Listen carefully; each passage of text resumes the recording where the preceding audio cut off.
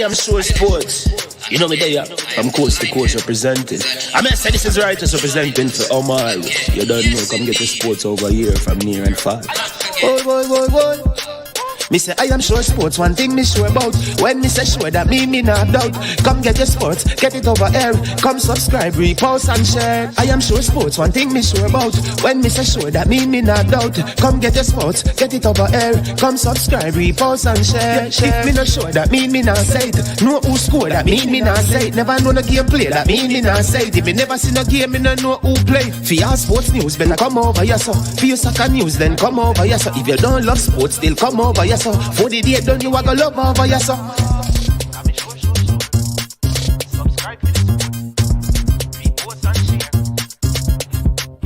So when it comes on to behavior concerning football, Jamaica is decent. I am sure that if we can get all of these things done, set in place by the end of April, it gives us enough time before the World Cup campaign. Not afraid of no Brazil, no Argentina with these crapper players. We are good enough. Remember to like, subscribe, share. Listen, comment. Let me know what your thoughts are. Trick Jerk Marinade gives your meats and vegetables authentic Jamaican jerk flavor. The spices are directly from Jamaica. Spices like jerk seasoning, allspice, Scotch bonnet pepper, fresh scallions, thyme, ginger, and garlic. The key ingredients to a great jerk marinade. 0% sugar and low in sodium. You want to try it?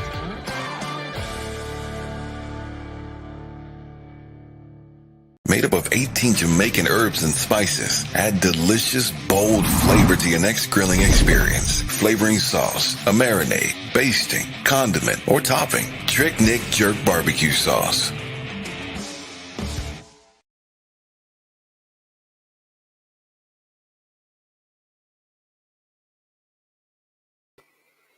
All right, good morning. Welcome to I Am Sure Sports. This is your host, Man in This Man. And another one in our series, The Morning Interview. It promises to be a good one as usual. We'll be speaking with Mr. Huntley Swaby. Along with all his other accomplishments and accolades, he has two relatives that represent Jamaica presently in female football. We're going to talk a little bit about that, but this is going to be predominantly about him. All right, as usual, we want to welcome all of you to the platform to I Am Sure Sports. This is where we cover sport, all sport in all possible angles, from track and field to football, whether that be American football or soccer as we know it. We invite you to come onto the platform. If you have not yet subscribed, please go ahead and do so and hit the subscribe button. If you're a subscriber, then as you watch, like the video, it helps with the algorithms, right? So you do that, you hit the like, you share with other persons who may be interested in this kind of content, so you can give some support to the work that we're doing here at I Am Sure Sports. As usual, we always want to start with sharing a little bit of inspiration, just stuff. This is, as you know, I'm an avid reader. Yes. So this is from the book, the 48 Laws of Power. It says, this is Law 16. It says, use absence to increase respect and honor. And it says judgment. And under judgment, it says, too much circulation makes the price go down. The more you are seen and heard from, the more common you appear. If you're already established in a group, temporary withdrawal from it will make you more talked about, even more admired. You must learn when to leave, create value through scarcity. All right? Create value through, I want you to hear these words, the 48 Laws of Power. It says image. The sun it can only be appreciated by its absence. The longer the days of rain, the more that the sun is craved. But too many hot days and the sun overwhelms. Learn to keep yourself obscure and make people demand your return. I hope you'll draw some sort of inspiration from that today and you would have learned something from that. All right, our call-in line, as you know, they will be opened after 30 minutes into this. So please make sure you do that. Also want to pause to say a big thank you to the sponsors of this video. They are Prestige Finance, lending a helping hand when you need it the most. And Prestige Finance are helping all those persons who are having back to school challenges, whether it's uh, secondary, primary, or at the elementary level that you need help. You can visit Prestige Finance and they will lend you up to 100,000 Jamaican dollars. Listen, there's only 0 to 4% interest rate, no processing fee, and same day processing. Also, we want to say thank you to Launch Legacy, right? Well, Prestige Finance is located in Linstead, St. Catherine. Call them at 876-884-7390. Also to Launch Legacy, where they handle risk and seek legacy for all your personal insurance need. In Canada and the USA, visit Launch Legacy at launchlegacy.com or call or text them at 647-989-0782. And for all the people who love Tricknick products, there's a big deal coming up, and Tricknick has been one of the long-standing sponsors of this show. They have a big deal coming up for you where you can get massive discount and goodies from Tricknick for all your barbecue, all your jerk, especially those people who are already thinking about Thanksgiving. You need to get some Tricknick products. Order them now, and they'll get delivered to you, and there's a special offer that we will help you to get here. Big up Jarvis. I see Christopher Wright already saying bless up Huntley, one of the best goalkeepers to come out of Manchester. All right, so you know the man is popular. Mr. Swaby, welcome to I Am Sure Sports. Man. Can you hear me? Yeah, man, loud and clear. Yes, the pleasure is all mine. I've been following the program for a couple of months now, but I know you've been doing it for a couple of years, and the honor is mine to be on this program and just have a conversation with you. I know that over the past couple of months, just watching, I've learned a lot, and it's very entertaining also. So the pleasure is Yeah. mine just being here, man. And hey, I'm taking a quick thing out of your book. You just read a nice little paragraph, and I'll try to be scarce so people Yes. want me to come back. Exactly, exactly, exactly, exactly, exactly. That is it, man. But I think there's one thing we are, they say fools seldom differ. Right, but we are differing today because behind you is a team that I don't support. As you know, I support the best team in London. But Liverpool has a special place with me. So I don't think we will be discussing anything concerning the EPL. We don't Let's have to. let's there's We a don't have great to. divide. We don't have to. I'm not here to cause any, conflict. I'm just representing what I'm representing, and I know that you being the best team in London doesn't necessarily mean that you're the best team in the UK. Well, We that always is that we, is al- true. we always claim to be the best team in UK. So that's we all play our part in making this world go around. Yes, but you know what is funny? Well, this is Ryan from Ryan LFC. You know the LFC stands for Yes, Liverpool Football Club. They say, "Sir, Sir, big up yourself. One love, brother. You never walk alone." yeah, All man. right. Tell So Ryan, thanks. One of these days, if you allow me, I'll appear because I know yes, yes. a big shot, So There you go. There you go. But I love the fact that you're wearing the Arsenal sponsors on your shirt and not the Liverpool sponsors. So I still realize that, you know. you know, you know. All right. So, but listen, maybe there are a lot of persons who probably don't remember you or don't know you. So I'm going to um ask you to just share briefly with persons who are watching at this time. who is Huntley Swaby? How are you involved in football? What you did at Jamaica. I see some people saying Manchester, some asking about. I see one person asking if this is the man from Homewood. So Yes. tell the people who don't know you who you are and, coming through the ranks in Jamaica. And then we can get into where you are now. Yes. And they're all right. Born and bred in Manchester, Hanbury, Manchester. Attended Homewood Technical, right? And also played some minor league also. All right. I played for some people regard as one of, if not the best minor league team, the 87 Mountain View team. I know you've heard about Oh, that team. Yes. yes, Played yes, on yes. that team also. That team That, had that's Bucky Jackie Barnes, Walters. Jackie Walters, yes. Yeah. Bucky Barnes, Pepsi, Adonis Maxwell, who Ted Roy basically Jones. Ted Roy Jones. You were on that team? Yeah, man. I was a goalkeeper. Ah, Yeah, man. So oh, Adonis, yeah, because I've interviewed Adonis, yeah, man. Ted Roy.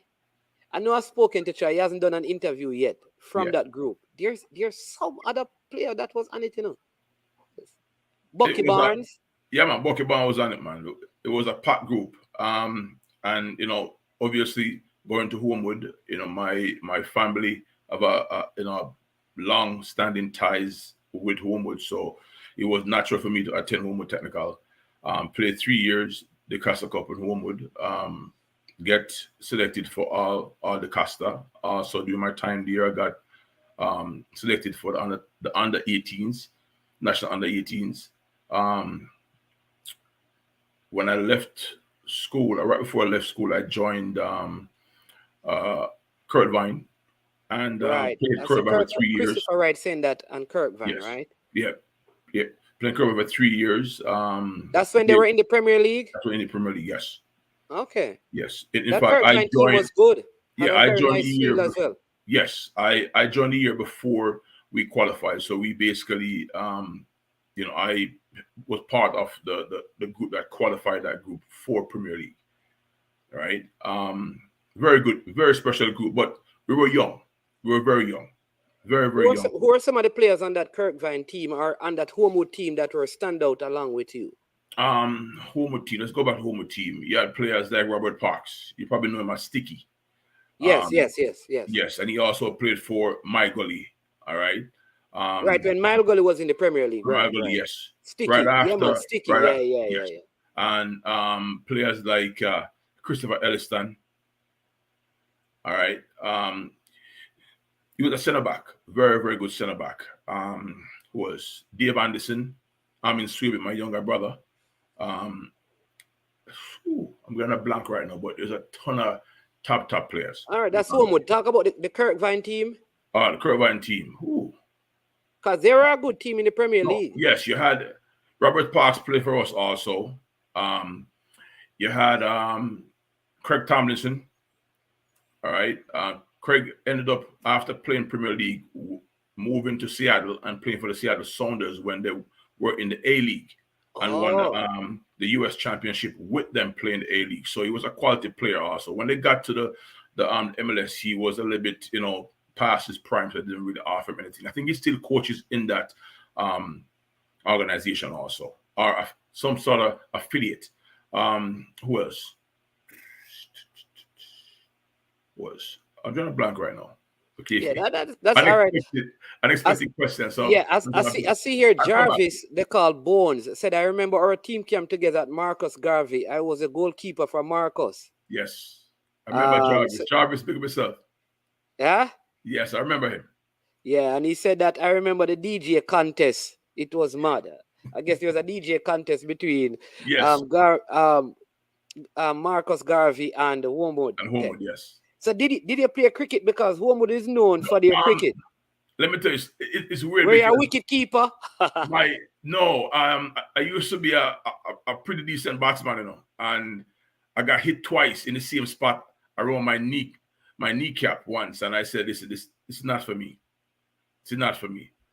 My father, my uncles all play cricket. They play cricket and football, but they were avid cricketers.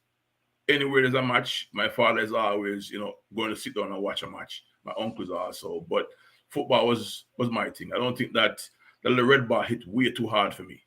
It Okay. hurt too much. Okay. All right. So here it is that you finish your time at Kirkvine, and then you moved away at that Yes. time. Yes, Yeah. I migrated, to go to school. And when I came up, well, when I migrated during September, so I couldn't really start college during that time. So I kind of waited until January, started college in January in '94. All right, went to New York City Technical, played there for 2 years, um, made all conference, all regional first team, all American second team, and then transfer from that college to another college, NYIT. Played there for 2 years also, and then when I graduated, the AD asked me to be a part of the coaching staff, and that's where my high level coaching started. I was coaching before that, but that's where my high level coaching started.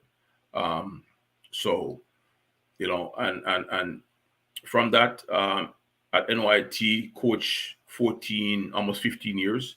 Um, Out of the 15 years, I think, if memory serves me correct, I think 12 years we were ranked in the top 25 nationally.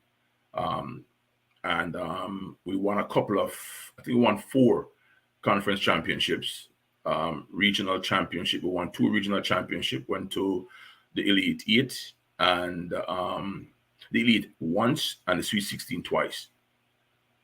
Okay. Did you start out as a assistant head coach or No, a goalkeeper coach? no. At the college level, I started out as goalkeeper coach and then progressed into assistant coach. Never was a head coach in college. Okay. Okay. You know, Okay. All right. because So have you as ever? a I young, mean, you're a goalkeeper coach for so long. Have you ever yet? I mean, done any work in Jamaica with Jamaicans coaching goalkeepers? Work with local yes, goalkeepers? I recently, well, when I come home, normally when I come home on vacation, it's always, Barry Watson. You must know Barry Yeah, Barry Watson. Watson. Yeah, man, Yeah, from Manchester. Barry Yeah. Watson. Whenever we come home, I always go see Barry because you always pay respect to the people who help you along the way. Not only football. Barry is not just a football coach. Coach Watson is a mentor. So every chance you get, when we come home, we pay respect and go see him. So if and when he's working on a particular project and he asks for help, if I'm able, I always jump in. And also,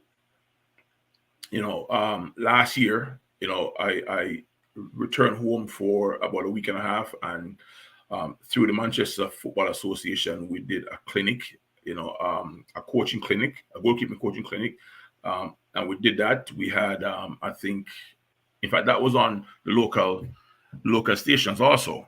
I think we had 10 or 11 coaches and about 4 or 5 goalkeepers, and we did that over by Bellier.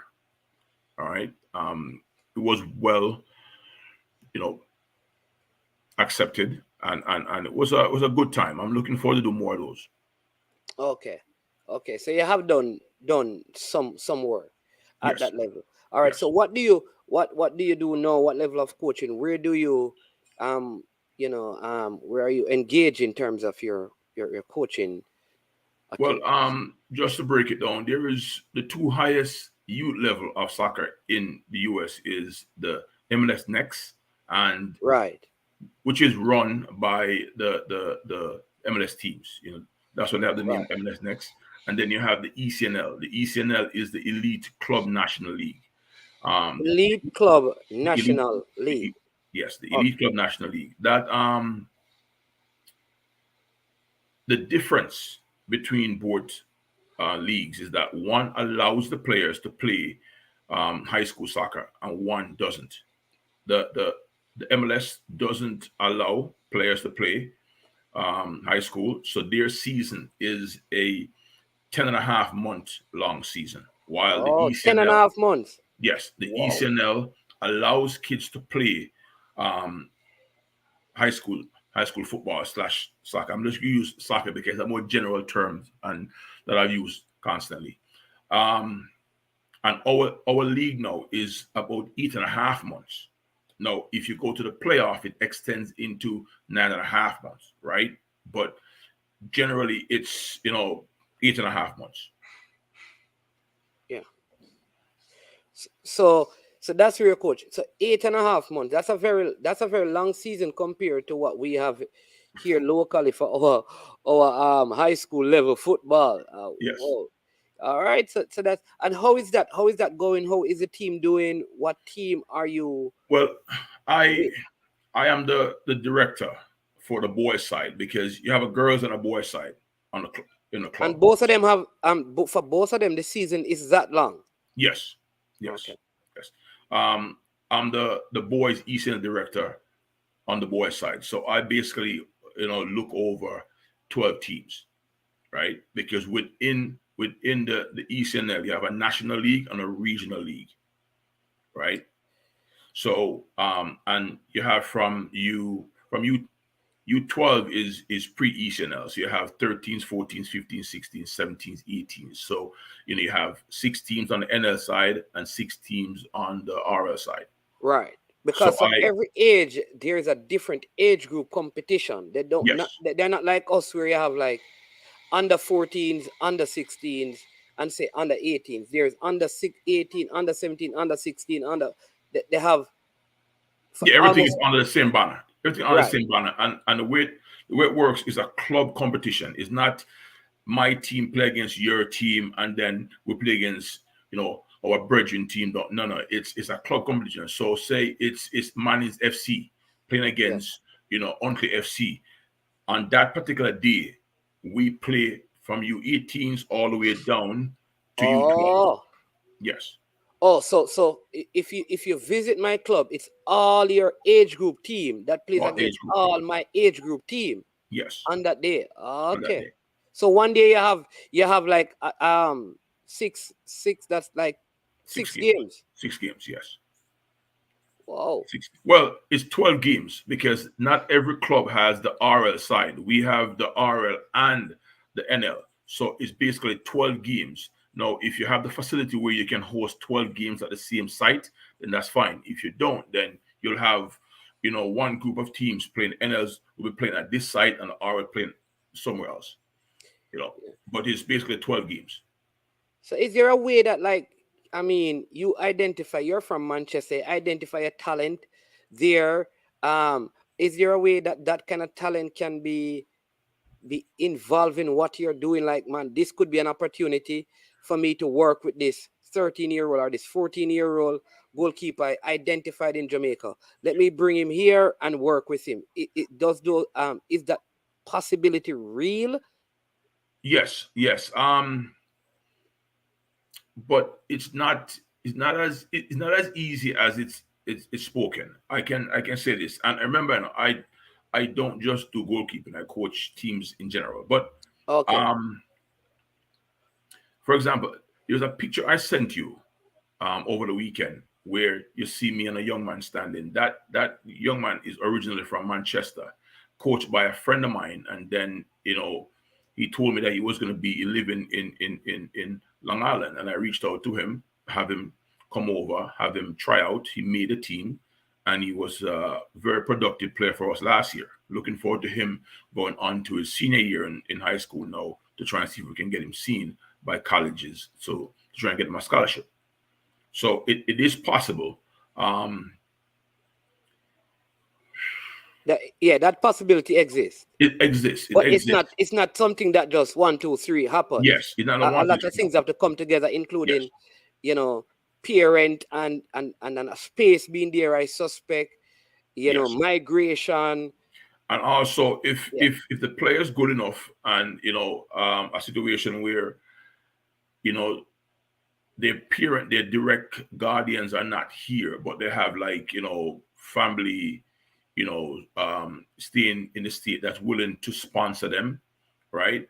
Yeah, that's something that's possible. Absolutely possible. All right. So I'm just showing the pictures. I don't know if you can identify the person. No, it's It's not that one. If you go through the rest of them, I'll piggyback on it and show you which one. So this is you with your what? That's under what? That was my under 18s. They just moved on to college now. That my U18s. The one that you saw before was my U17s last year. Yeah, that's my U17s. In fact, stop. Sorry. That's the one that with the white shirts. That's my U18s RL team. Because last year I did the RL and the NL. So that's the RL team. And then the next picture is the NL team. This one is the NL team. Yeah. And this is an actual game. It's an actual scrimmage. That was a scrimmage. Okay. For the scrimmage. That's right. us in Virginia playing in a showcase. Okay. That's a couple weeks ago in San Diego in the national playoffs. How did you do in the playoffs? Didn't do well. We lost all 3 games. We lost 2-1, 3-2, and 3-2. That means it was fairly competitive, but there was some internal things that popped up when we got there that didn't help us to truly maximize ourselves, because all 3 teams that we play was teams that we should have done much better against. This is in Philadelphia. We were playing against FC Delco. Okay. All right. I don't see that picture, but all right, we'll pick it up. No problem. Yeah, let me see if there's a. Yeah. All right. So, but we'll pick it up. All right. So, I mean, let's talk more in terms of more general stuff now. On the football, right? Which is one of the things we want to get into is, what is your take on the overall football structure in Jamaica, having worked in the environment that you are? There are certain dynamics, the economical dynamics in Jamaica, and the societal problems we have. I tell people, just recently, for example, I was having a conversation with someone, and I said to them that economically crime affects Jamaica in so many different ways we don't even realize. Like, you can't have kids playing football up to 9 o'clock at night on the light because it's just unsafe to even traverse the streets. And I see this in the States. Football go up, football starts at 6 in the evening. You may have your under 12s, then you have like 4 or 5 age groups on, then the seniors come in and all of these things, because you have lights and you can go on. And almost every parent bring their child to the venue. That's one of the things. Those who don't, all the kids drive and they turn up. All right. So you have those things, but there must be things that we can do to principles we can take with all our shortcomings to better structure the football and develop the players. What say you on that matter? Well, just go back to something you just spoke on. When I was young playing, we could play under the street lights until, you look and see grandma or mommy coming down and say, boy, get home, right? We never have that threat of something happening to us out there, except we scraping our knees or skinning our toe, right? Or big toe. So I just say about the environment has changed a little bit. You can't use the same criteria that, that's in the state to judge what we do in Jamaica, because everything, like you say, is cultural, right? I still think, because we play so much, aka scrimmage / free flowing football, we're still going to create players that have that free thinking of playing the game. The way how I think that changes, right, is through coaching education. All right. I think we have to really push coaching education, that people have to go and truly learn to coach the players to think how the game is played in an expansive way, not just looking on TV or go to YouTube, but really take the time to go sit down and learn. I remember when I first started traveling and I started playing, and an older gentleman said to me, and he was a person who coached for a long time. He said, "Boy, no, you're going to foreign and learn from people who learn football in classrooms." And at first, I was like, because I wasn't really, I was a player. I was still a player, so I was thinking along the lines of being a coach. But then when I started taking this thing serious and start understand that, hey, listen, I need to learn how to organize my thoughts, how to do periodizations, so I can help my players to improve incrementally, right? I want to do is to pause because when you use terms, the football people, I understand periodization. There are many people who are probably listening and hear the term periodization, and they are thinking what it means instead of actually knowing what it means. So I want you to just break that down first, and then you continue with the rest of the stuff, because I don't want to assume that because people listen to football arguments, they understand football in terms, especially at this level. Yeah. So periodization, explain All that right. too. Well, all right. Let me just take it back, and then I come forward. For example, in the club that I work at right now, there's basically one coach that above me, which is the DOC, which is the director of coaching, right? Every coach that has a team in the club must present a periodization to the DOC. All right. From the standpoint from day one, right? How you gonna we have a style of play. We have for the younger kids up to U14, U15s, we have a standard tactical breakdown and a tactical application. So those coaches must put together a plan. It's basically a plan to show how you're going to achieve the required goal from first day in August to the last practice session / game in June. So it has to be laid out in a way in which we can see, how you see the group. No, every group is not the same. You can have two U12 group and they're different, right? But they have good athletes. But from a technical standpoint, tactical understanding, they're a little bit different. So looking at the group, and we also, as the leaders, must have a working knowledge of the group. So we might see a coach says, hey, this is how I'm going to start my first month. All right. And we're going to say, hey, yes, this is right on task.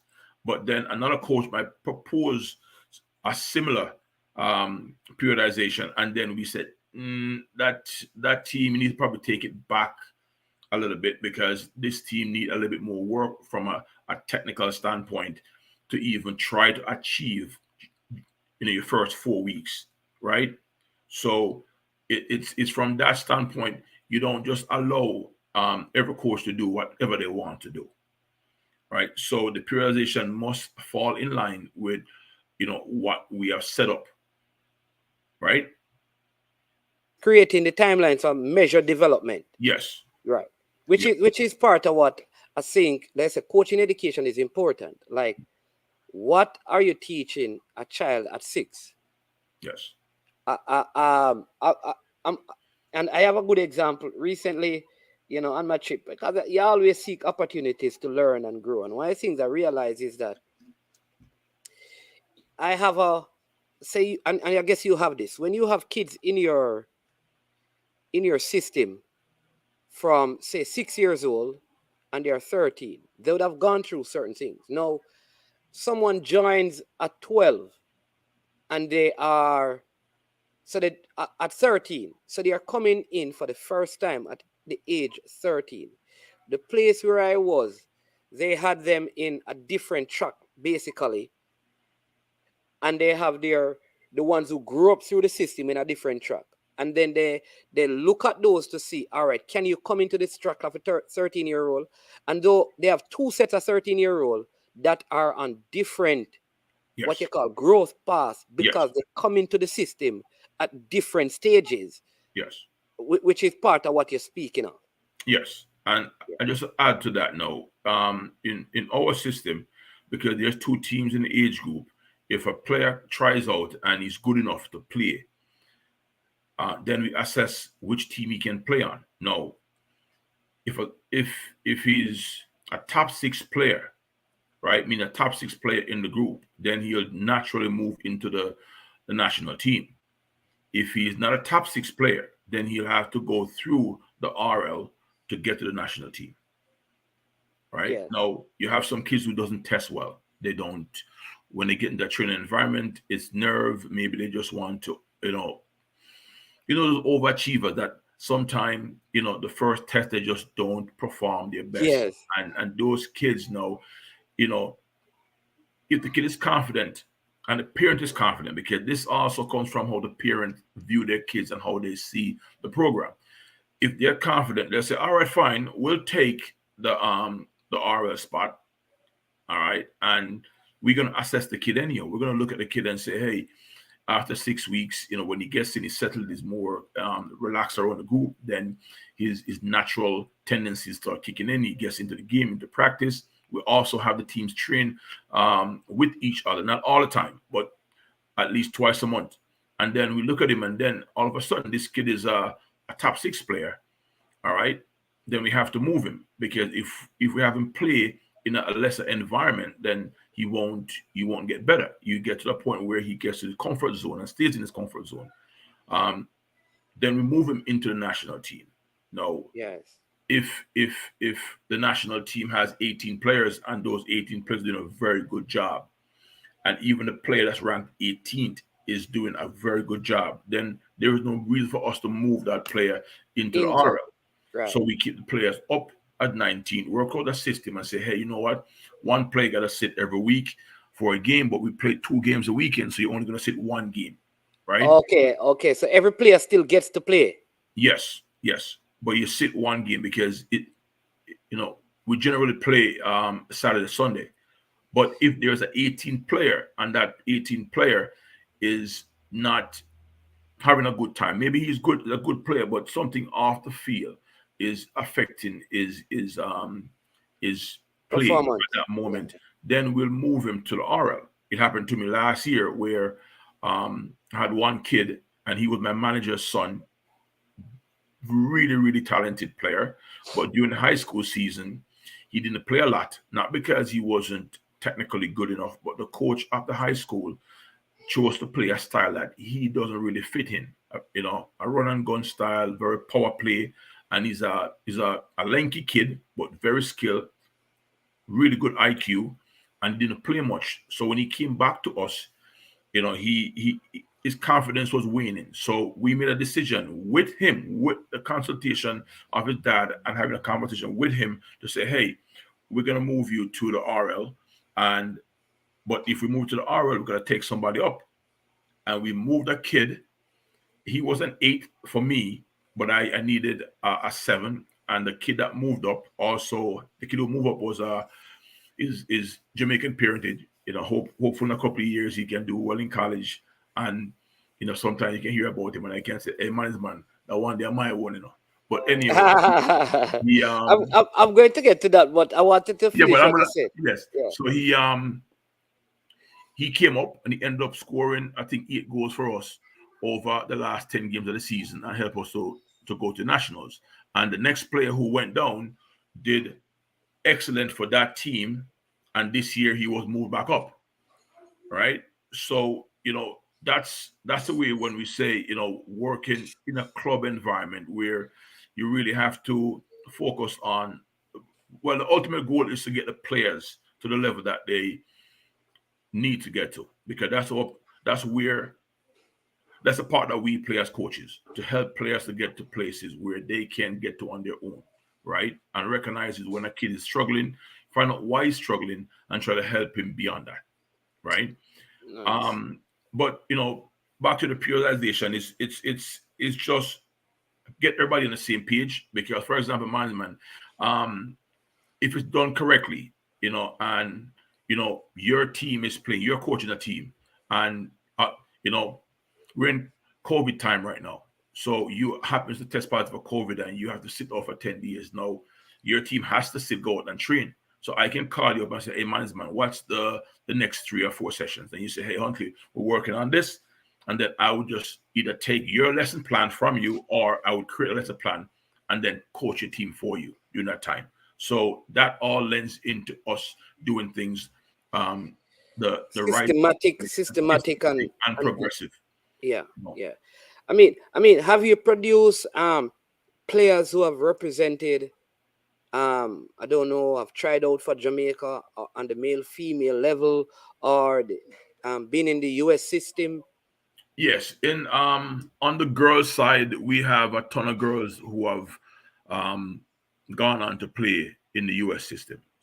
All right. Awesome. On the boys' side, much more difficult. Much more difficult. Yeah. Because it's the scouting is a little bit different also. The on the girls' side in the US, the scout, I think it's almost twice the amount of scouts, to be honest with you. All right. Because Title 9 and all that stuff, they have pumped a lot of money into the girls' sports for the last 30 years. So they basically, you know, they get their dues, right? Um, Even our DOC in our club is a US scout, but he's a US scout on the girls' side. All right. Now we have gotten over the past 7 years, we have gotten about 8 or 9 kids gone into the national program, um, from a national ECNL camp to the national pool to play.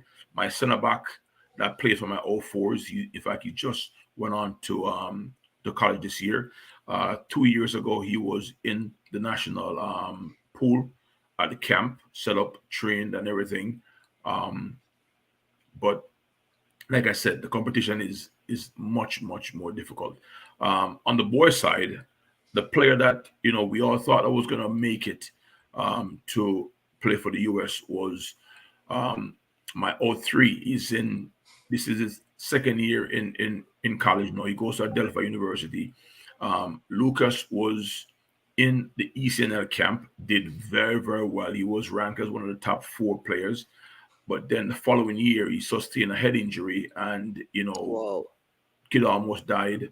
One of the best character you can ever um, get to know, because this kid picked up an injury in a game.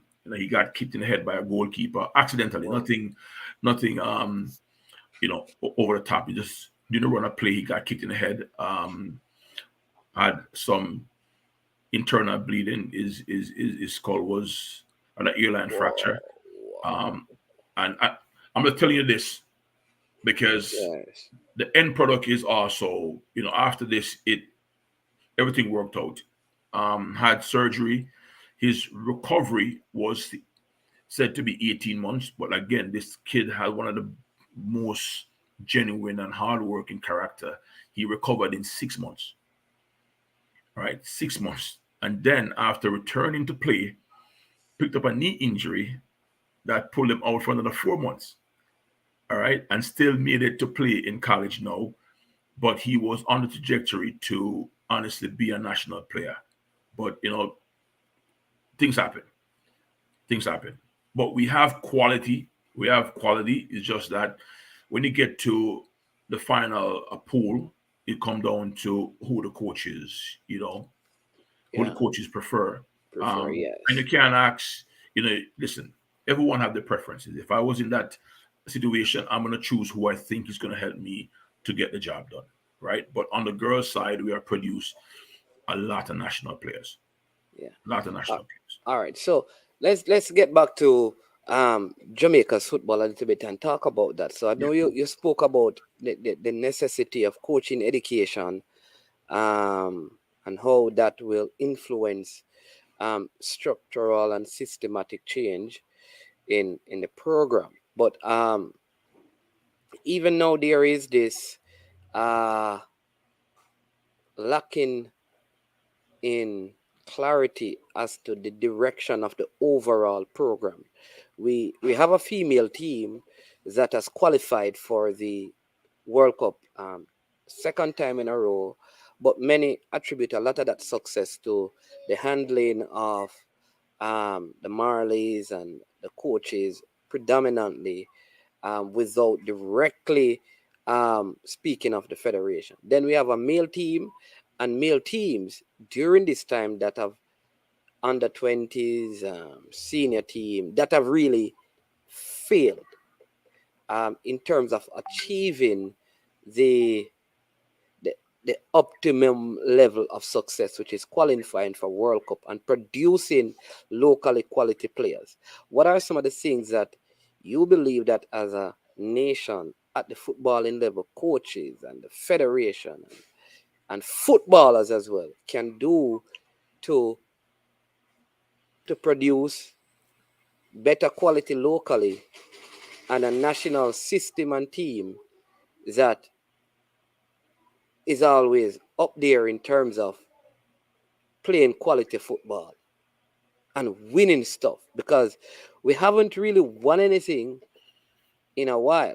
We normally win the Caribbean Cup thing um, along with Trinidad, but we haven't had that because it's Nation League and Gold Cup, which goes to the bigger teams in CONCACAF. So Yeah. what do we need to do from your perspective, your opinion on this? That's a very good question. It's a very good question. Just watching, reading, talking to different people who's in the mix, on the island, and just having my own. This is my own opinion. Like I said, the coaching must be something that paramount for us to have a clear understanding of what the players need. All right. But I'm gonna answer, but I'm gonna do it this way. I was having a conversation recently when I was in Jamaica, with someone, and he said that there's a local player from Manchester that got called into, I think, the U15s last year, and when he got there, the kid came back and said, "Boy, he didn't like the way how the coaches did their thing." Right? I'm just paraphrasing right now, to make a point. And then the second time when he got called back, he didn't go back. Right? And I'm talking to the person, and he says, well, he didn't feel comfortable because he was being taught things that he didn't get, he wasn't taught as his, school or club, And I said to the person I was talking to, I was like, listen, that's the issue. The issue is that when you go to the national program, it should not be a place where you go learn new stuff. It should be stuff that you're being reinforced from your parent club. You know what I'm saying? And that's when I said the standards, the coaching standards have to get up where everybody, everywhere in the world, the Ajax coach is not, the Ajax U15 coach is not looked at higher or lower than the Holland U15 national coach. You know what I'm saying? They're along the same trajectory. So when a player goes from Ajax to the national team, he's going in an environment where in the Ajax youth 15s, he might have 7 players playing at his particular level. But when you go to the national team, you have 23. So now the principles that been taught at Ajax, going to the national program now, that player naturally going to have 2 things going to happen to him. He knows that when he goes back to his team, he cannot drop the standards. He has to maintain a standard, because when he goes back to the national team, if he doesn't maintain a certain standard, he's probably not going to last very long there. Going back to what I'm saying now about Jamaica, I think from the federation down must identify how we want to play. All right, this is how we want to play. Then reverse engineer now and said, this is the mechanism that we're going to put in place so we can achieve these goals. Is that understandable? Is that clear? Or did I It makes sense. So so let me get it. So it needs to start from the top. Yes. In terms of direction. Yes. But start from the lower end in terms of creation. So it is create, right, and operation. So right. So they said this is what we want to play, and then we go to the foundation and begin to create that. But one of the key things they said, which I think is so true, is that the national program is not where you go to develop something. No. It is where you go having developed the necessary, which is exactly what you're saying. But people have to know how the players, what the national program wants. Yes. Which is what you're saying. Like, yes. If we don't know what you want, how we're going to prepare players for there. Yes. Yes. So it has to start, you said, with the National Federation first, and then the coaching education, where all the coaches are on par to educate and develop the players in such a way that when they get to the national program. Yes. All right. So that is the solution, you believe? Or is there more to it?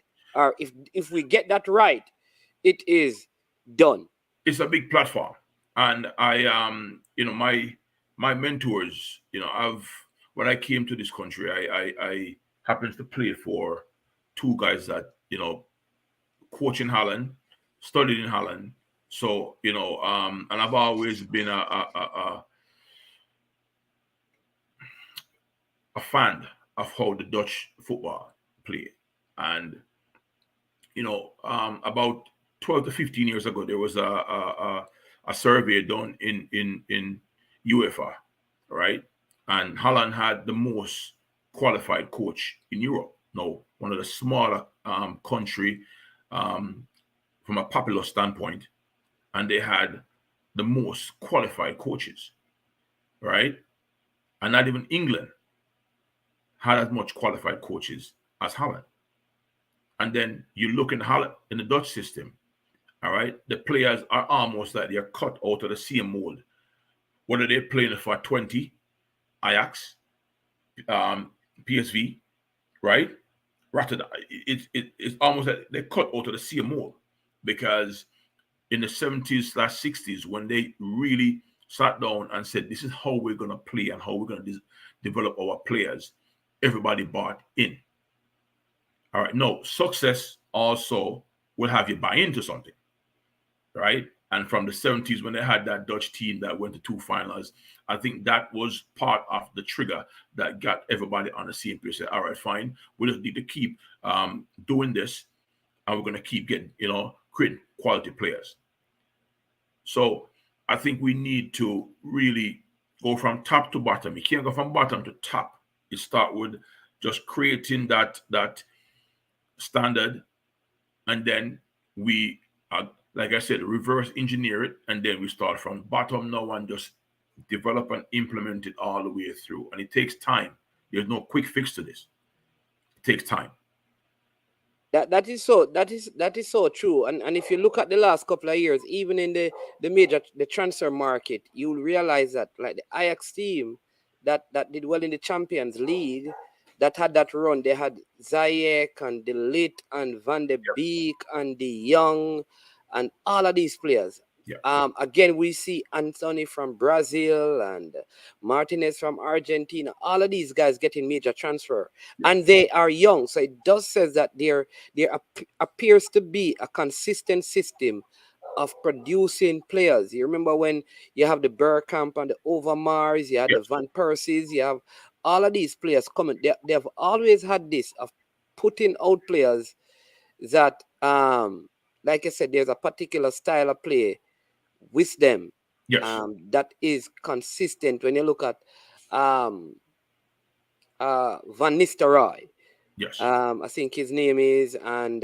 like I said, the Bergkamp that was at Arsenal, how they play, you see that similarity in the game and stuff. But that is important. I see here Eagle Republic is saying, Mannings, I have said that so many times. The national team is not for developing anyone.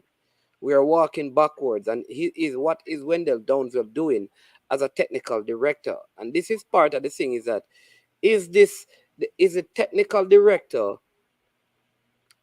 charged with the job of setting a system that this is how we want to play, or the national coach, whomever that is, whenever that is, determines how we are going to play. The technical director now takes that and then disseminate it right across the country. Or then the technical director says, this is the system of play for Jamaica, and when a national coach comes in, he fits into that system. But before you take that Huntley, we have a caller online that want to speak. Welcome to the show. Yeah, this is Diego. Maradona. Mornings, man, and Huntley. Diego Maradona. No one, Diego Maradona is resting in peace right now. The God himself to meet the next God of man. God of football will be the God of man. Yeah, man. But I'm listening to Mr. Yeah, man. I don't want to get back. I know it's nice and pretty to talk about England and Holland, but I like to get back to my Jamaica thing. Right? Because everybody know the England Holland thing, Jamaica thing different. So I'm going to ask Swaby as the coach and a man who understands the thing now. Back to the Jamaica thing now, because Jamaica world is different as you explained to the Mannings, man. Okay, we have a facility where 100 kids can play 11 o'clock at night under lights and pretty lights. We try to go back to reality now. So I'm asking Swaby now, as if he had the coaching job, right? Because the English Federation or the English coach, he have the beauty of the English league where 80% of the players they come from, you know. And he just pick him 80% type players there. In Jamaica now, Swaby, if you were the coach, now we know players come from everywhere. I'm talking about the senior team. Where would you get? Where would be the primary source of your senior player, senior team? The primary source. Well, Diego, I honestly think that because the size of our country, we have to look everywhere. That's what we have to look everywhere. We can't just say we're going to look in this particular league, right? But no, but I agree with everywhere. I want to know what you think based on your knowledge will be your primary source, because I have an idea what my primary source will be, and I'm not a big coach. I'm asking you now as a big coach. All right. Well, hold on. Let me clarify one thing. Primary source of players that came off the island are just in general. No, man. No. The primary source of players you will select for the senior team. And like I said, Diego, I would look everywhere because I would have my criteria. I know that. Hold on. I would have my criteria of how I want to play and the players who I want to bring in to look at. No, a player who's playing, having an excellent game in the. No, man, hold on now. All right, let him finish. Let me just answer my question, please. No, but you answer my question, I'm have time. Listen, if you were the coach now, based on all you've seen of Jamaican players, where would most of your players come from, even with using your system? Where do you think most of your players would come from if you were the coach today? Yeah, but Diego, you're asking a hypothetical where, you know, if I was to say Brazil, then it would make no sense. All right, because at that specific moment, you cannot say your players are going to come from this place until you see the pool out there. Today. Oh, today. Yes. All right. Today, I would look. One, you have to look in England. You have to look in MLS. All right, because also you have to look at accessibility of those players coming to create training environment and create. All right, just to let you know, now I agree with you. It has to be the England and MLS because the best Jamaican players who qualify for the Reggae Boys are in England and MLS. So we agree. So now you can continue. I'm listening, Professor. I think what he's also saying, Diego, that there are players also in Holland who qualifies to play for Jamaica. But like I said, the primary source, Sure. the primary source would be MLS and in England. But there are players in other places. Yeah, man. Yeah. But go ahead. You can't find player in Mexico if you find them. But I just want to make people understand. If we who follow the Jamaican professionals over the world, that's where the majority would be. I wanted to see if a genius coach will agree, and he agrees. So I'm listening now. Yeah. Put your question in there so I can answer it. Because So what is the follow-up question, Diego? What's the follow-up question, Diego? The follow-up question is not follow-up. The fact that I had an argument, and I'm telling people, the coaches right now, if they're picking a Jamaica team, the majority of your players, unless people can tell me otherwise, are going to be from England and MLS. Yeah, but at this present time. Yes. Yeah, but what I think what Huntley was alluding to is that those dynamics could change. Yes. Oh yes, if you if you build 4 academy, which should have been done in '98 with the $10 million, then the dynamics will change now. Most of your players will come from your academy. Like you will go to other places, yeah. No, I'm not even talking about in academies. I'm talking about the dynamics could change where you have more Jamaicans playing, say, in Spain. Because of how global football is becoming and people are being scouted from everywhere. The opening up of marketplaces. Yeah, they can come from Russia. They can come from Russia. They can come from Africa. I am talking about now. So until the dynamics change, I am talking practically right now. Okay. No, we understand. Diego, we understand and we agree with you, Diego. It's just that when I was saying what I was saying about, you have to look everywhere and anywhere to find the quality that you want. And yes, you agree. Our concentration would be in the 2 leagues that, probably have more descendants from Jamaicans. So you have to look in those leagues, right? So we're on the same page. We're on the same page. Yeah, man, go ahead. I'm listening. So I just want to ask you that question. Now, as I said before, Swaby, if the money that was gotten in '98, the $10 million was, and the federation had built, say, 2 or 4 academies across Jamaica, then we will use the local players to build our under 17 and under 20, and the majority of the players now would be from Jamaica. We created our own academy. Diego, would you agree with this though? That having an academy is not a guarantee that you'll have quality players. True. Oh, there's no guarantee in life. Yeah. Right. No, but the idea though that if we had built academies, then we would have been able to select players locally. You could still have academies functioning, and still you have to select players out of England because the truth is, right? Because the truth is, academies are not.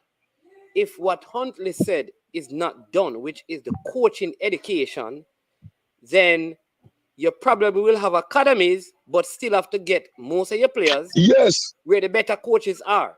So, so with that being said, maybe academies is not the answer.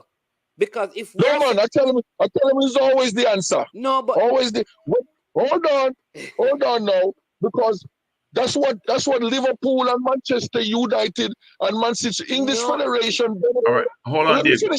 Hold on, Diego. English Federation. Hold on, let me just finish my point. Go ahead. The English Federation benefit from these clubs having academies who develop players from their young. If we have an academy, it must help our football management. And those same footballers now would be in our academy when they become professionals. If they're good, they will come back, and then we'll have the system that Swaby is talking about. But academy must be an asset in any football country. Must be an asset. Yes. Let me just say one thing. No, Diego. Let me say something, man. Diego, we agree with you to a point, but this is the point where management was gonna reinforce, and this is what I'm gonna reinforce. Example: you look at the head coach for Chelsea Football Club right now is who? You talking about the No, I academy was or the asking professional the club? manager. Who was the first team manager? First team, Tuchel. Tuchel. Thomas Tuchel is his name. All right. The German. All right. Yeah, you talking about the senior club team. Yeah, hold on, Yeah, Diego. but they're Calm just down. making. Slow down, Diego. Oh. I'm making a point. The Okay, first go ahead. team manager is who? Tuchel, right? I guarantee if you go to the website and look at the academy coaches, there are academy coaches at Chelsea who have been there for 15, 20 years. Because they view the academy coaches as more important than the first team coaches.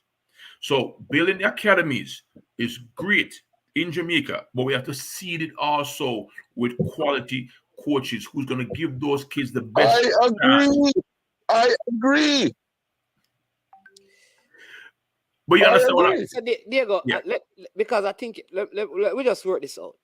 So what is it I have said that I disagree with? No, we're not disagreeing, Diego. I'm saying, Diego, what I am saying, let me tell you where I disagree fundamentally with what you're saying. To say that academies are the solution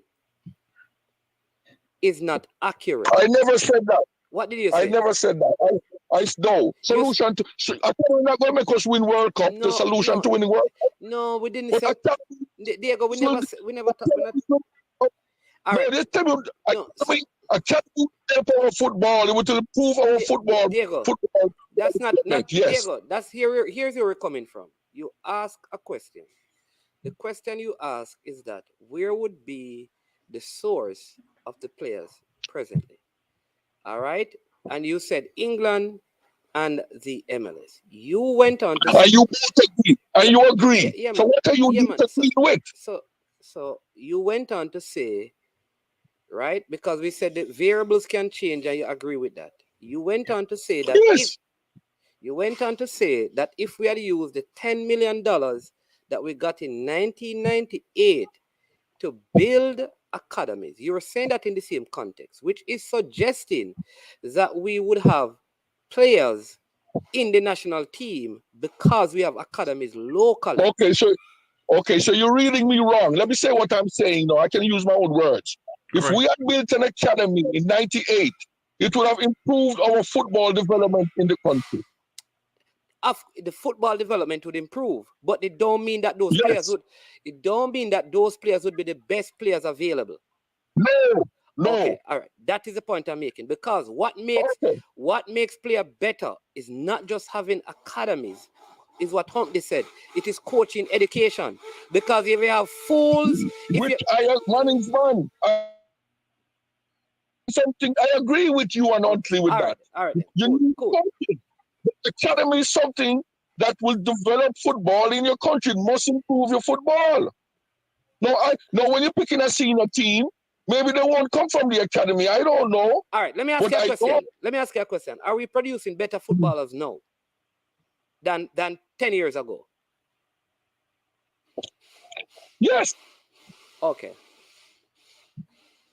Because what we are doing now is they're being exposed now to the MLS and they're being exposed to the professional club. I'm not asking if they are being exposed more. I'm asking you if the players today are better than the players 10 years ago. So once they get exposed to a professional environment, they will improve. Okay. So you're saying that the players are better now because they have more exposure. There's no question. The Jamaica team, the national team, is a better team than 40, 50 years ago when we weren't exporting players. They're performing better. The national. Okay. Okay. I all right.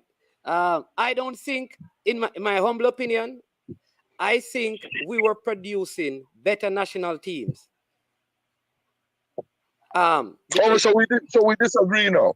Between that period between 1994 and 2014, I think our national teams were better. And I'm saying to you now, you're talking about team performance. I'm talking about the players. The players to me are more quality today playing for Jamaica. When I look on Leon Bailey, Mikel Antonio, Jamal, the Low, When I look on those guys, they are more All right. than the players back then. So let's say this, Diego. One, let's there are a couple of things I'm going to highlight. So let's say this. One, let's forget the players who are born outside of Jamaica, because the academy, because we're still keeping it in context. All right. So Leon Bailey, we can say Leon Bailey is top quality. All right. Let's give you that. Now, look at the other players in the team, with the exception of Andre Blake. When you look at the Claude Davis and the Jermaine Johnsons and the Ricardo Fullers and the Andy Williams and the Tyrone Marshalls, all of these guys were playing. We have less players in the MLS now, who are top players in their teams, than 10 years ago, when we had the Luton Sheltons, and all of these guys. Omar Daly, Luton Shelton, all of these guys. The point I am making that there's greater exposure now. And I believe that more players are going to be doing better because more players are being exported. But in terms of locally, I believe, and the point I'm making, I believe that because of the coaching exposure back then, right? The players then were better. I think what we find now, that though we have multiple academies, we don't see an influx of high quality players. So it comes back. I don't know. Okay, hold on. I don't know what you're saying, because I said JFF Academy. Yeah. I don't know. There's only one academy I know in Jamaica really that's performing as an academy, is Mount Pleasant. So no, I don't understand what you're saying, man. Okay, so when you're saying academy, you're talking about national football academies. Yes. But England, Diego, for example, that you're speaking of, there's no national football academy that the players develop through. Because they don't need one. They have Chelsea, they have Arsenal, they have Liverpool, they have Manchester United, they have Aston Villa, which have the money and the power to do it for them. So all the English coach have to do is just select him team. All right, Diego. I understand where you're coming from, man. I also understand where you're coming from, and I think the disconnect, Diego, is this: it can't. I don't think it's allowed to have a national academy. But what you can do is those, using your words, if the money was spent to create 4 centers of excellence, where we have regular training sessions, where we bring players in. No. Diego, hold on, Diego. Diego, you have to listen. Let him finish. Diego, you have a lot of time, Diego. Diego, we're not rushing. I'm driving. I can't stay long. Listen now. Swaby. Yeah, I'm listening. All right. I am not talking about calling something excellence and Phoenix Academy and this. I'm talking about real academies like what is a Liverpool, Manchester City. You have Uruguay, the Football Federation. I'm talking about real academies where you bring in kids, you house them, you feed them, you have them for 5-6 years living together. Yes, but what I'm saying, the JFF, I'm pretty sure I know the rules out there, but I can't really quote the rules right now. But it's not allowed to do that, Diego, because let me tell you why and how the JFF would get in a lot of trouble. If you create academies, hold on, Diego, hold on. If you create academies and then from the JFF you're gonna sell players to clubs. Yeah, it becomes a problem. Hold on. So what you're saying, it's illegal for the JFF to have national academy? You can have centers of excellence. Diego, just listen, Diego. You can have centers of excellence. I honestly don't think it's legal for the GFF itself. You can have centers of excellence, but not academies, because academy is them developing players to do what? Ultimately sell to professional environment. Swaby, if you're saying it's illegal for the JFF to have national academy, I don't know. If you are saying that's fine. But I know Uruguay, of national academies. Diego, just all right. So let me work this out. Let me just simple. No, right. that is No, it's illegal though. We don't make sense to argue. You said JFF have academy. Diego, it did. I said I don't think it's right. legal. That's what I said. I don't think it's legal. Yes, Diego. All right. So Diego, so let me say to you, the national, like they have the Captain Horace Burrell Center of Excellence. What we agree to is that the JFF needs one of those in every parish. What Huntley and I are saying is that when we speak of academy, we speak of ownership of players, developing of players for the purpose of sale for profit. That is for clubs, yes. That's what I am talking about. All right. So when you use the term academy for a national association, that is what it is suggesting. What Huntley is saying to you and I am saying to you, it is a national center of excellence for development. But I'm telling you will go and have national academy. Diego, it's not. It operates, Diego. But you're not. That's what I'm saying. How do you know? How do you know? How do you know? You don't. I don't. If you're saying it can't be done, fine. But Diego, here's the academy rules. When a player is a part of your academy, you own the player. Jesus Christ, you're going in a private company again. I want to know. You're going in a private company. What is wrong with? You're talking about Mount Pleasant Academy and Manchester City Academy. No, nobody never said that, Diego. You're not listening. So you alone talk. You talk. Yeah. How do you know that JFF cannot have an academy the way I am asking? You don't know. You may think so. Diego, you're not listening. So it's pointless. You're not listening. Because you're not listening. Because you're not arguing what I am not arguing. I am saying to that a national academy, 4 academies all over Jamaica by the JFF will improve the football. Now only telling me it can't be done, fine, argument done. It's illegal, they can't do it. So done. Diego, we can't have a discussion with you taking that approach. There's nothing can be learned nor explored by you just having that approach to it. But Swaby, you only say it's not possible. So we're moving on. All right. So that's what you're telling me now. So all right. So we'll move on to something else. When you go ahead and talk now, never listen to Uno. Uno say it's impossible for the Jamaica Federation to have national academies. Fine. First I hear that. So the teach me something. And between Moneyman and myself, hold on, Diego. Between Moneyman and myself, we never say it's impossible, We're just saying so we don't think the rules will allow it. Listen, Diego, we're not saying we know the rules. We're saying we don't think the rules will allow it. There's a difference from we saying it can't work. We never said that. Okay, never said it. I never said it. I think the rules will allow it. I think the rules will allow it. That's what you were thinking. All right. So let's research. Let's research and find the facts. All right. So you're saying if the rules would allow that, you're saying that then the federation dropped the ball. That's what you're saying. Yes. And if that's the rules, hold on, Diego, hold on. If that's the rules, if that's the rules, then I would agree with you. But I cannot have a conversation. Hold on, I cannot have a conversation or an opinion on something that I am not certain about the rules. That's what I'm saying to you. So if we say the rules, I don't know. I am saying if the rules allow it, that is something that the federation should have done in '98 when they got the $10 million. Now, if you have money, we want to say the rules don't allow it. Fine, we'll move on. But even when it Swaby. I'm listening.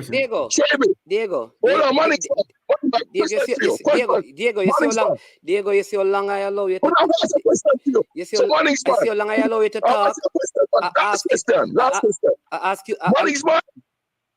You're showing on, so you have all the time. Ask your question. No, man, it's not my show. This is the Diego. I'll give a blockbuster. No, man. Management. One last question for you, I'm going to leave you.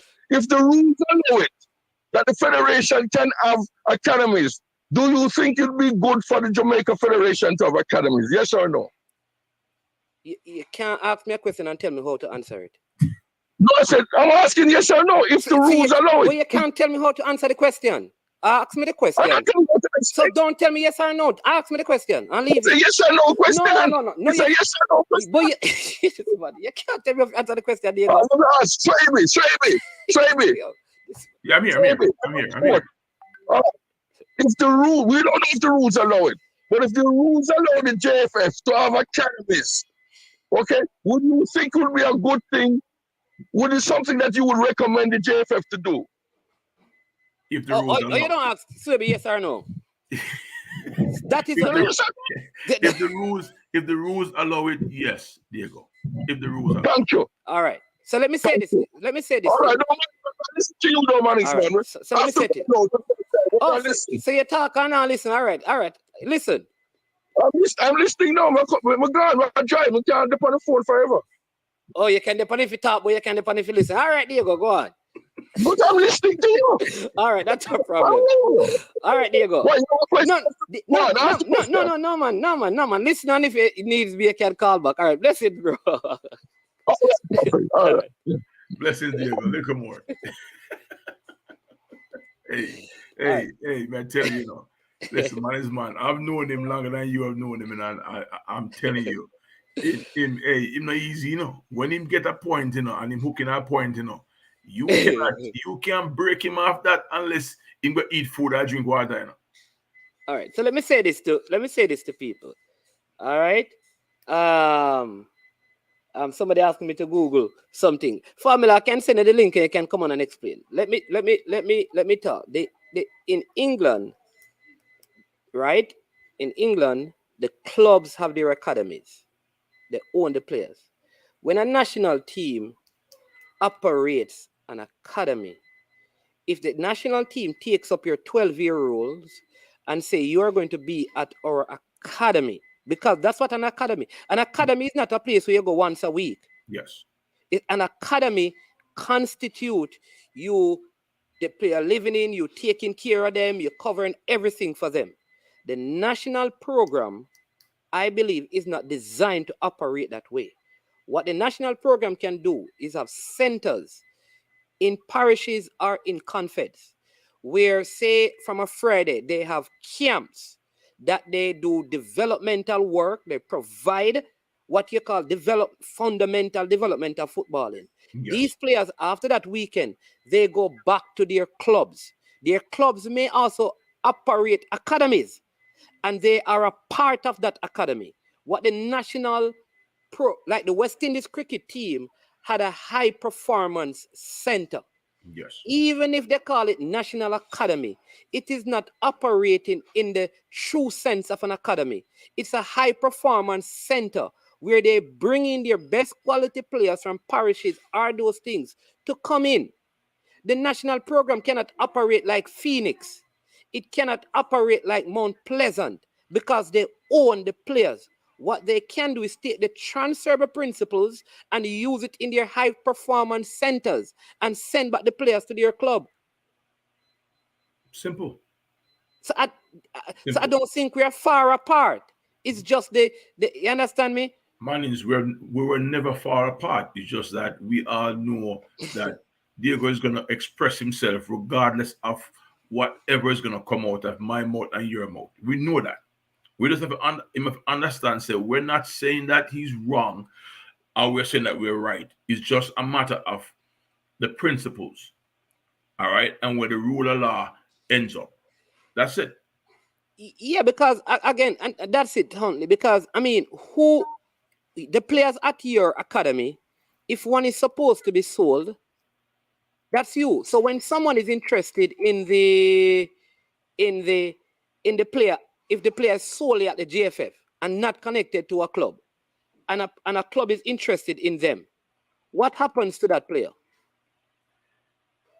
I personally think you would have some conflict of interest somewhere. I'm not a lawyer, so they would have to figure out how that's going to work. All right, because I don't. Listen. The FA doesn't have an academy.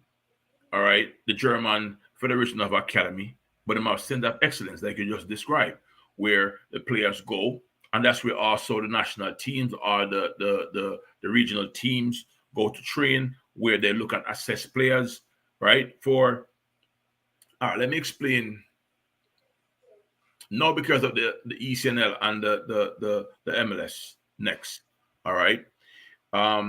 Before these two leagues came about, the way how American players were scouted and got invited to the national pool was you had a state program, ODP program, Olympic Development Program, right? Yes. They would train and they would have some tournaments. You have Region 1, Region 2, Region 3, and 4. Sorry, Region 1, Region 2, Region 3, Region 4. Region 1 is from basically Massachusetts all the way down to the tip of Virginia, right?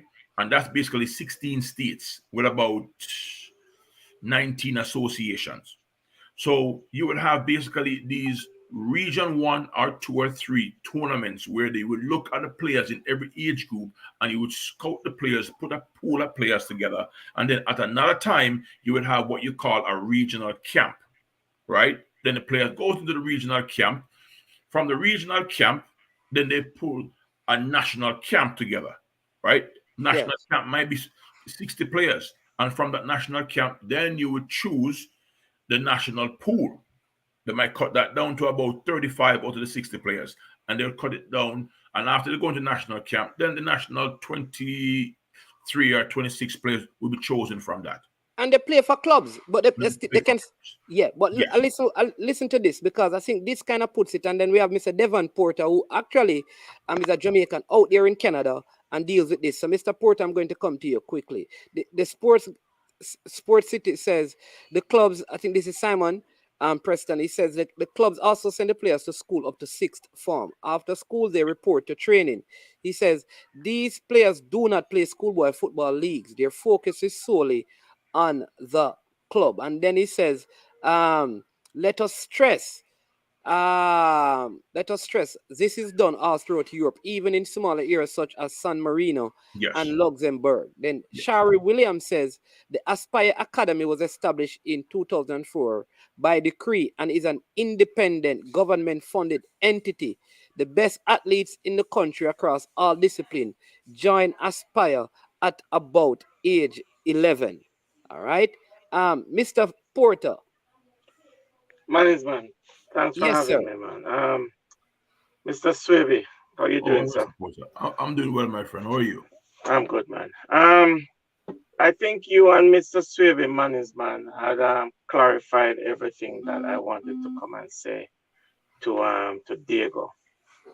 You know, and then Mr. Swaby kind of get deeper into what the United States does and Canada. I have proposed that to Captain Horace Burrell some years ago when he was alive, God rest his soul.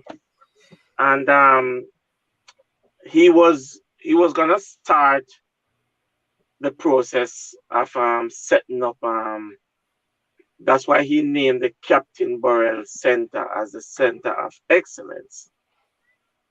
And I don't know what happened after that, because I even mentioned to him that what they can do is, because we have 3 counties, Cornwall, Middlesex, and Surrey, he can set up Center of Excellence, like 4 in each counties. So you have 12. And what we're going to call it is that no one falls through the crack.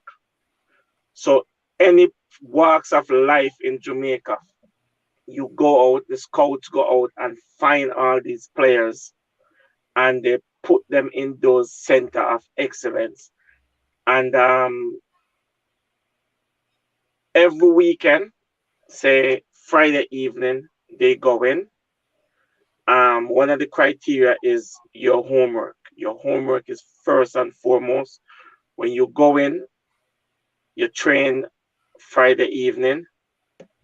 Saturday morning when you get up, it's homework time. You do your homework. then you hit the training pitch, maybe twice for the day, once on a Sunday morning, and then they go back home to resume school or wherever they have to be. And it's a revolving door. It keeps going and going. And these players are monitored from U12 all the way up to U20. Yeah, so I think Brain Drain keeps on using transferable principle. I think the dynamics of Jamaica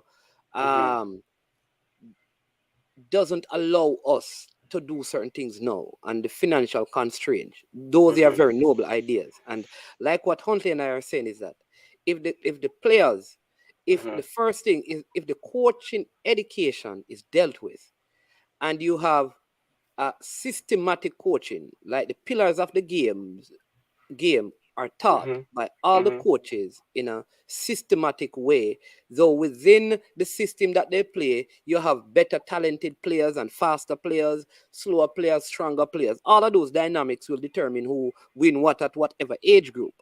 But if all the coaches are training the same thing up to a certain point for the development of the overall football, then those coaches say 5 from Westmoreland players, 5 from St. Elizabeth. Let's use Central where Huntley is from. 5 from Manchester, the 5 best. The 5 best from Clarendon. The 5 best from, say, St. Elizabeth, because I think those are the places that make up that confed. Those 15 players, right, they leave their clubs, right? And because no, they're not playing schoolboy football, because you call these your high performers. Yeah. Others can play schoolboy football. These 15 don't play schoolboy football. They are in clubs with some of your elite coaches. On the weekends, they come to the national center where they spend 3 days, and then they are sent back to the club to continue their development. While in these national center, the central guys play against the western guys, and then so you will have 60, because it's 15 times 4, which is 60. Out of that, you're only really taking 20. Yeah, absolutely. And I think I think all of us have the same idea, but I think the struggle is, how does when I hear a national academy, I hear having players every day where the national association is taking care of players from 12 to, say, 18 every day, 3 times a day, meal and all of that. I don't think a national program is designed to operate that way. No, it's not.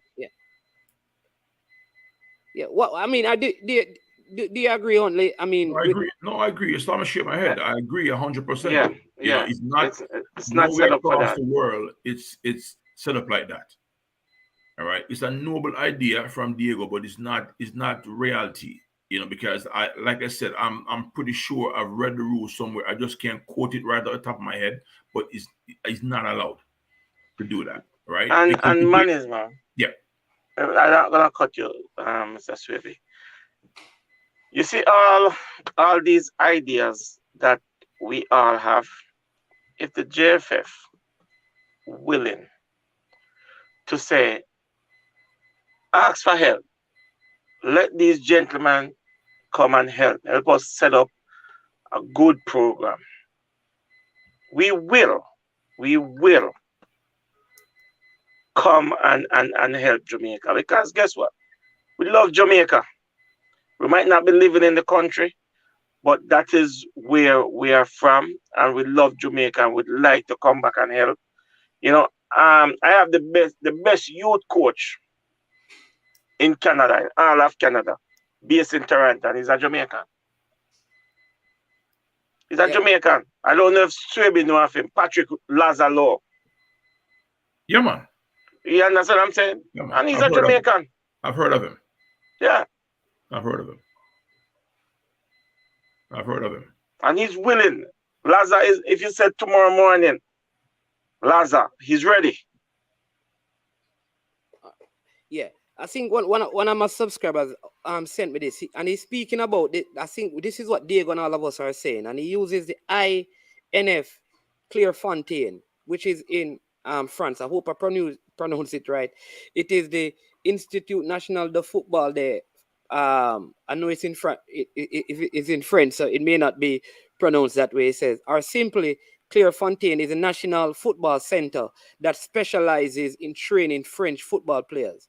Right? The INF, Clairefontaine is a section of the CNF, Clairefontaine. It is one of the 13 elite academies located in and around France that are supervised, watch this, supervised by French Football Federation. I want you to understand that. They're supervised. I can tell you, it was the former Liverpool coach who designed and created that system. All right. Houllier. Gerard Houllier. Yeah, Gerard Houllier. He was the one who created that system. Right. It says only the best players from the Lille de France region train at the academy. The 12 others academies. So they have others, but this one, only the elite players train at this one. Yes. But when you look at the players, you realize that the players are still connected to clubs. Yes. Exactly. Yes. So you have like they talk about like Nicolas Anelka, Louis Saha, William Gallas, Ben Arfa, Abu Dhabi, Blaise Matuidi. All of these guys have come through. It's like a feeder program to the national team. That all these players are high quality players training in a high quality center, and the national team can go there and run their eyes over them and say, okay, I want that one, that one, that one, that one. You understand what I'm saying? And this is what we need to do. Yeah. All right. And Simon is saying that in terms of Caribbean islands right now, already with the National Academy, Curacao and Suriname have it. And it was set up by the Dutch, he says. Right? No,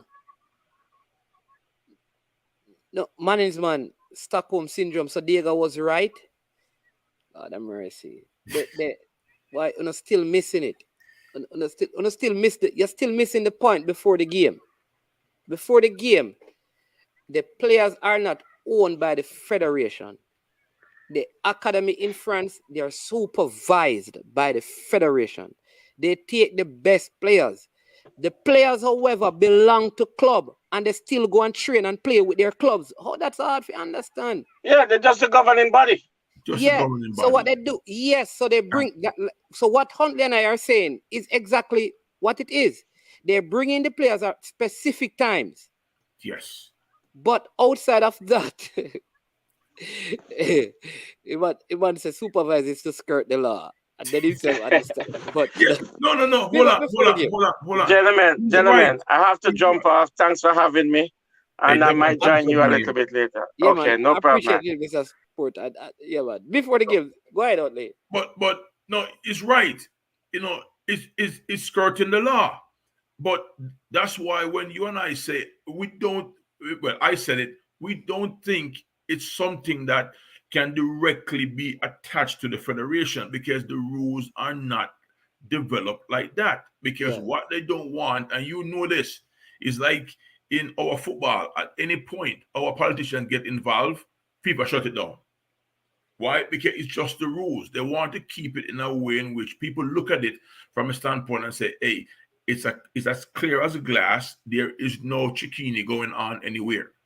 All right. Yeah. So it's just, but everybody has to do the things, right, to move around the rules, but still remain legal to get the job done. All right. All right. Here is a next man who worked in one. Big up Coach Andrew Edwards for this. Big up yourself. He says, the TCI has it as well. This is also a practice in Germany using another name. Yes. They call it the regional training centers and national training centers. Right? So, Coach Andrew, you need to you need to explain this. Everybody said we need to apologize. We are before the game. You say you understand, but I still think you're missing the point. Coach Andrew. All right, you're in the Turks and Caicos. All right, do the players live here, or do the players come here at specific time for training, but they're still connected to clubs that they play for? I think that is a distinction between Huntley and I. And even sports guy Simon is saying that. And Mr. Porter, the national program do bring in players, but they don't have a living academy like the Mount Pleasant and these things. They don't operate that way. What they do, they bring them in at specific time. But the important thing that we must not miss, and I think Huntley said it earlier, is that these places have a coaching education system, that they have their best coaches at the lowest level, developing the players. So when they come to these academies, they are working possibly on system of play instead of technical skills and abilities. Yep, you said it right. They play for different clubs, but are trained by the FA. But the weird thing is that we're all somewhat saying the same thing. It's just that, we probably took a direct route, and some is, circular, and the circular. It's the same thing, all right. And that's why I first said it, that I do not have the clear rule in my head, can just tell you off the top, but I know it can't be connected directly, right? But that's all right. All right. So I like to engage the subscriber. So yeah, absolutely. Have we because he's saying our current situation, our current position has changed. Have we changed from what we were saying earlier? No. I don't think we have changed. No, we did not change. Because we did say there's a Captain Horace Burrell Center. Yes. We say that, and they need to build more of those. Yes.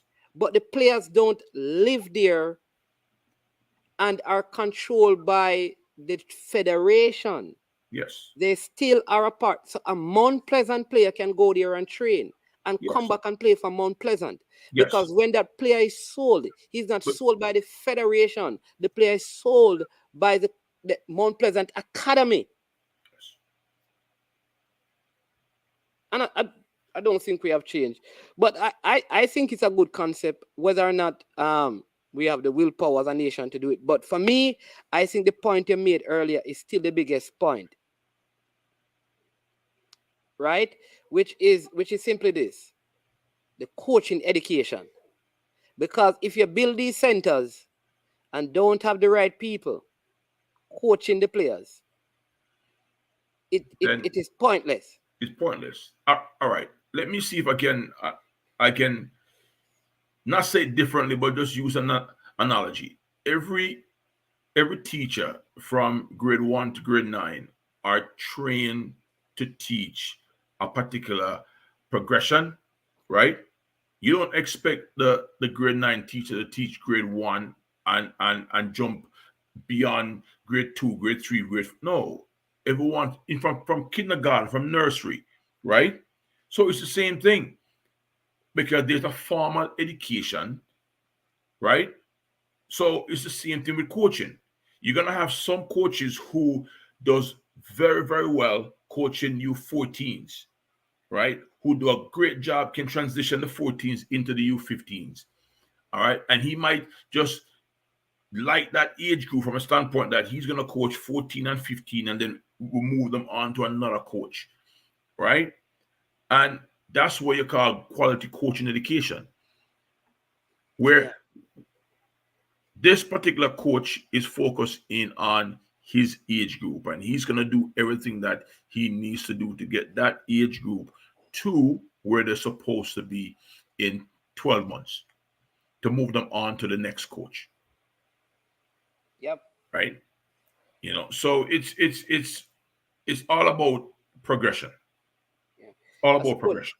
I see Coach Andrew says that these academies, training centers are created to ensure that the highest quality development of national players. The concept is a partnership between clubs and country. That's what Coach Andrew is saying. Yeah. Yeah. I don't know. I mean, good discussion on. I don't know if there's anything that you want to add, except that I want to ask you in terms of the individual player. All right, how much of his development is down to him, and what is his role in his development to be top quality, And like, what are the keys? What are the keys you say to your player? Listen, yes, we do this, but as a player, here are the 5 key things that you need to be doing, regardless of what the club is or isn't doing. These fundamentals will help you. And I mean, I don't know if it's easy enough for you need me to give you an example, or you understand the question completely. I understand the question, but give me an example just to make sure that So I don't go off on a tangent. I always tell people that a lot of my ability to control and use both of my feet and my pace had nothing to do with the coaches instructing me. It had to do with me every single day for several years using tennis ball to throw it up in the air, control it with the left, throw it up in the air, control it with the right, volleying it with the left, volleying it with the right. So in as much as I was taught how to control and pass, a lot of those things was my own personal discipline. Perfect. Yeah. Perfect. When I sit down, because we do a thing in the club where we call it personal development program, right? And we sit with players and we break down where they are and the long-term goal, right?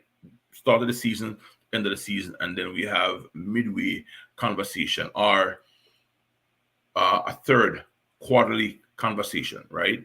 And when you look at very young players, what we try to do with very young players is the smaller ball they use, the best. Like right now, our U9s, our U8s, tennis ball. Every player can have a tennis ball in their bag or a size 0, right? We use that as the warm-up mechanism, touches as much as possible. No, again, at 8 years old, most of them can't juggle a tennis ball more than one time. Yeah. But there is a kid in the group that once we introduced it to him last year, he went nuts. Just went nuts, right? The kid juggled a tennis ball like it's his own ball he carry around, right? What that does is that the other kids now start picking up on it, right? When we saw him last week, the group that he's in, every kid now, coach, look what I can do, look what I can do. Now, they can't do more than 10 juggles, but 2 months ago, they couldn't do 1. So you spread that thing about them being technical and more relaxed on the ball. Now, when you get to an older player, we sit with an older player and we look at their game. All right? Now, speed of play. Decision making. All right? I like to sit down with my players and show them a film of themselves when they're doing very, very well and the things that they struggle. So what I do, I don't necessarily tell the player what I want from the player. I show the player on the video and say, what do you think? And the player is going to tell me, hey, coach, whoa. I didn't realize that I didn't pick my head up early enough. All right. I didn't see the play before I received the ball. I recognize it after I got the ball, and then I have pressure. So I got to put my head down. And I had to put my head down to make sure that I secure the ball. I said, all of a sudden, no, he's looking at himself and assessing himself. Right. Then what I do, we write up the PDP. We said, hey, this is what we want to work on for the next couple of weeks. PDP is a personal developmental plan. Yes. Yeah. All right. We said, this is what we want to look at in 6 weeks. Not 3 weeks, not 2 weeks, 6 weeks. All right. And then in 6 weeks comes about the more recent game, break down the film again, kid look at himself in somewhat similar, we cannot see him, somewhat similar situations, and then he say, oh, coach, you see, last time, this time I moved the ball quicker through the half space because I knew exactly where I wanted to go with it, because I took that quick look over my right shoulder and I got the ball to the 3, and now I rolled out. Hey, improvement. Once the kid recognized that he by me managing the situation, but just have him look at where he was 6 weeks earlier, is going to fuel that kid. The next time we meet up 6 weeks later, he's going to look so forward to coming for us to look at another film of him and how far he has gone. You know what I'm saying? Yeah. So we use film a lot in the club, not just telling a player, because these new kids, they live on their phone. you know, and all of them have access to the games that we have access to on the VIA website. And we use that to help them, to fuel them. Now, if I didn't have that, then I have to build a relationship with that player to say, hey, you have to trust me. All right. And these are the things that I want you to work on. All right. But because you have technology, we have to use technology. Yeah. This person is saying, can you ask the guest, at what stage of a player development do we stop using the term talented? And he says, personally, I believe that term should not be used after age 23. Yeah. Yeah. Yeah. You agree? I wouldn't put 23. I would even narrow it to about 22, 21. Right. You know, because, you know, unless the player had some injury issues.